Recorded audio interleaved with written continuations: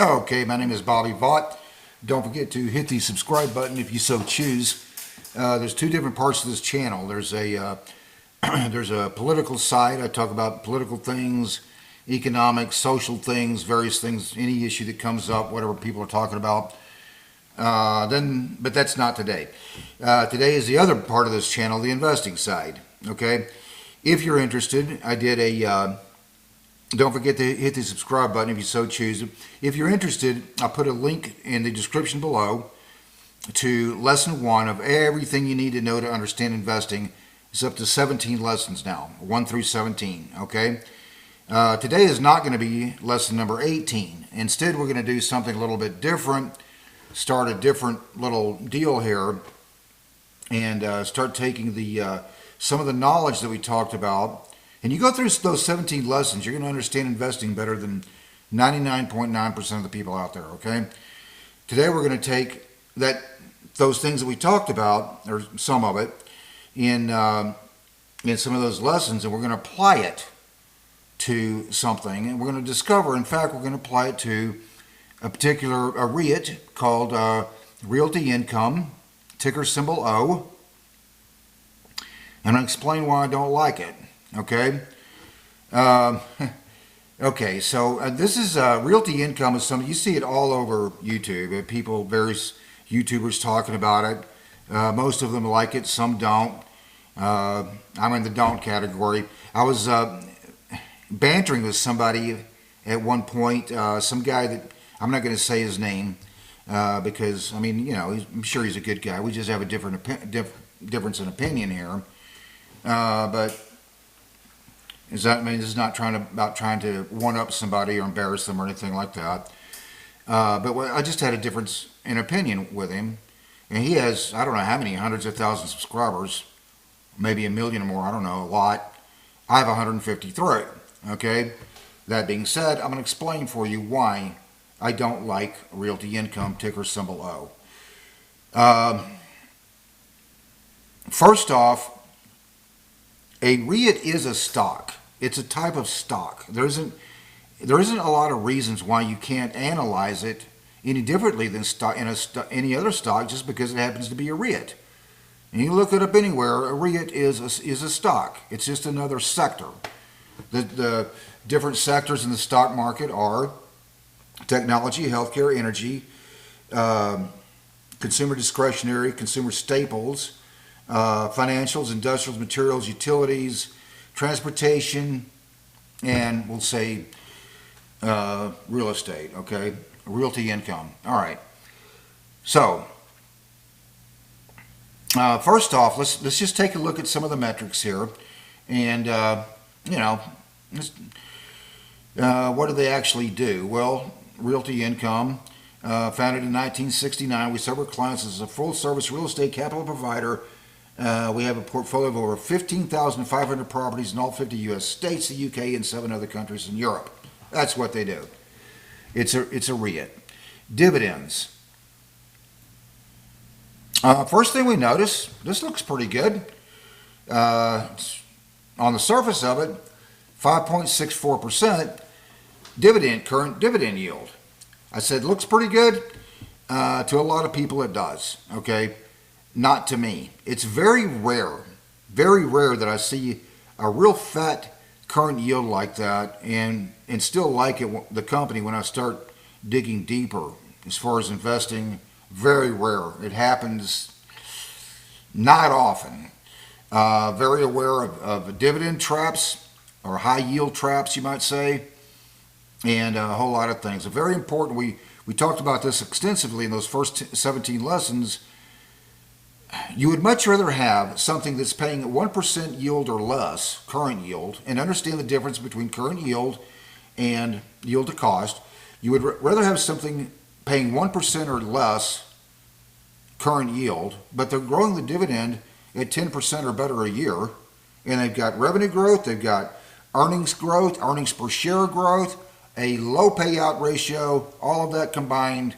Put all that together, it means they have a lot of room to keep growing the dividend. You would rather have something like that than something that's paying like 5.64% and they're increasing the dividend at about 3% per year, which is what Realty Income is doing. Okay, I went back several years and calculated it, and the number I came up with using a financial calculator, my BA2 plus conked out, so I need to get another financial calculator, but it's not that big a deal. If I have to, I can go online. There's a financial calculator there. Just click in the numbers, not that big a deal. But anyway, in any event, so I calculated it, going back several years, a 3% dividend growth rate. That does not excite me, okay? When Stock Analysis did it, they came up with something slightly less, a 2.87% dividend growth rate. It depends on the windows. Like from here to here, or from here to here, or from here to here, okay? I just went back as far back as I could, and it depends on whether you're looking at the last year, the last 3 years, or 5, or whatever, okay? In any event, let's say 2.87% dividend growth rate does not excite me. You'd much rather have that first scenario, a lower current yield, but they're increasing the dividend at a much higher rate. Wayne Gretzky, don't skate to where the puck is, skate to where it's going. Okay? 300% payout ratio. That guy a while back that I was kind of bantering with, he said, well, it can't really be analyzed in the same way that you would analyze other stocks, and a REIT is a stock because it's a REIT. I have a real hard time buying into that. Let me tell you why, and I've heard that a bazillion times. When you see a payout ratio like that, what that means, a 300% payout ratio, they're paying out 3 times more in dividend. Remember, the payout ratio is dividends divided by earnings, right? Or dividends per share divided by earnings per share. When you see a payout ratio of 300%, that means they're paying out 3 times more in dividends than their earnings per share. Their dividends per share is 3 times more than their earnings per share. That's always a red flag. That should always be a red flag. When you see something like that, you better find out where that money is coming from.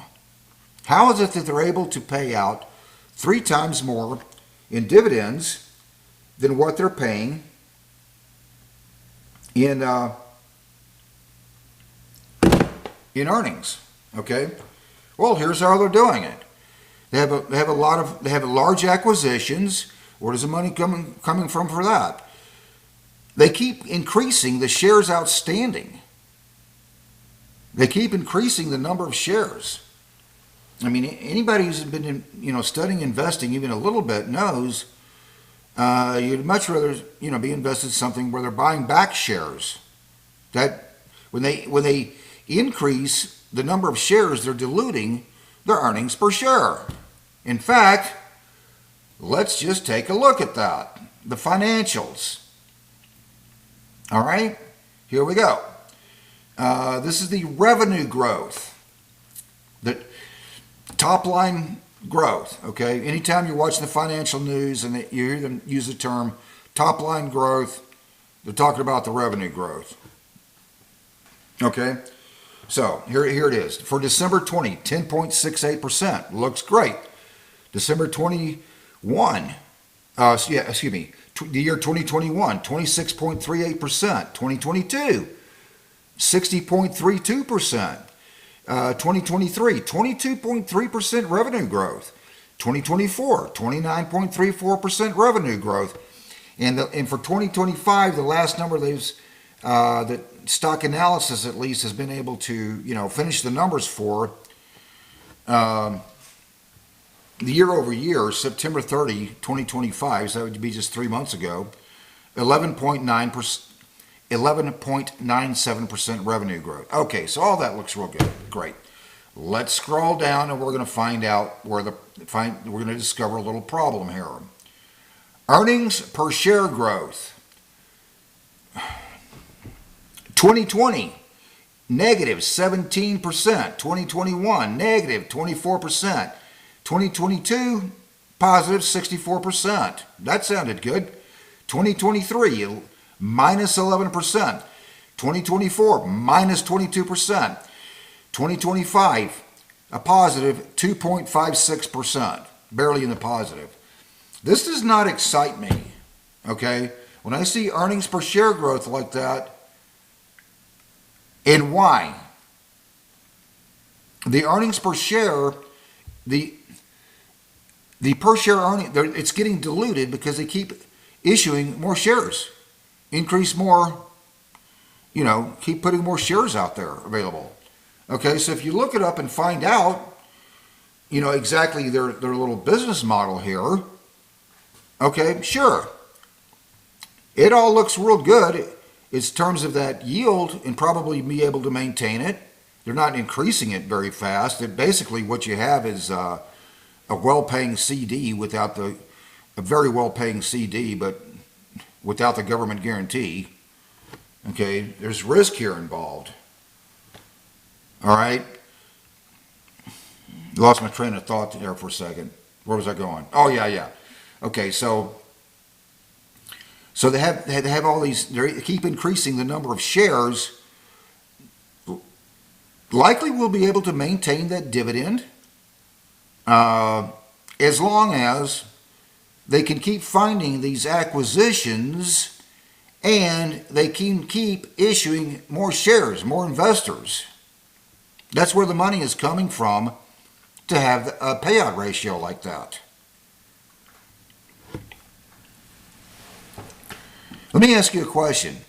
If I came to you and I said, here's this investment, and I just want to check it out, see if you're going to be interested, and you put this money in XYZ, whatever it is, and but then I'm going to go out here, I'm going to keep finding more investors.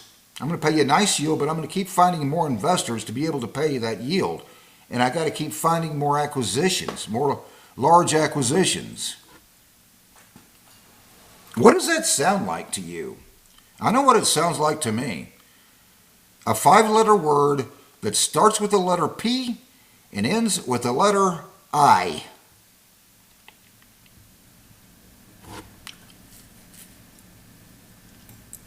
Yeah. Don't like it. My personal opinion, this thing has bust written all over it. It's a difference between, understand the difference between precision and certainty. I don't know with precision when that's going to happen. Could be tomorrow, could be next week, next month, next year. May not happen for 20 years. I have no idea. I can say with pretty good certainty, without changing that business model, they got a big problem coming at some point.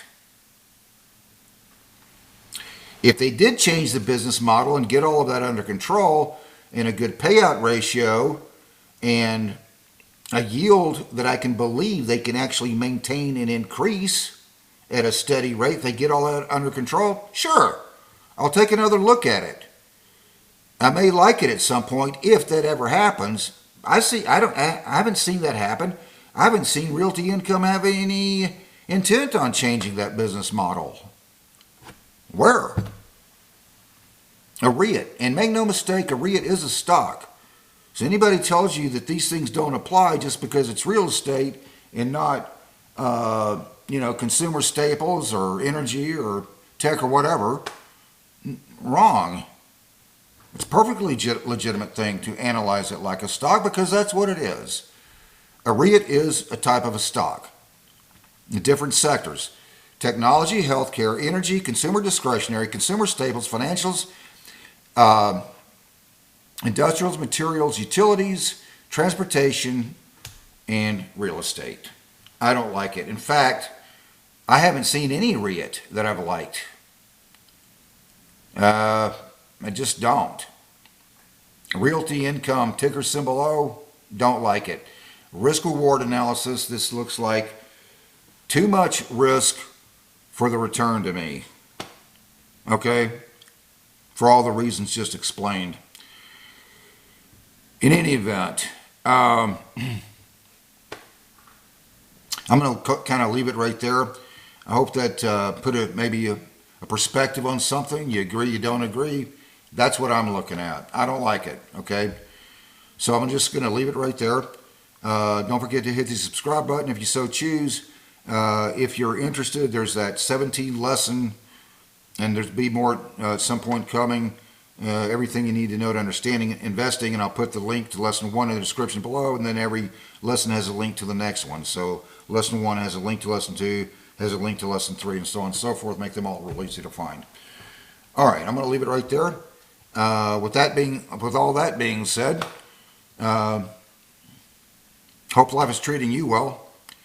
Have a great day.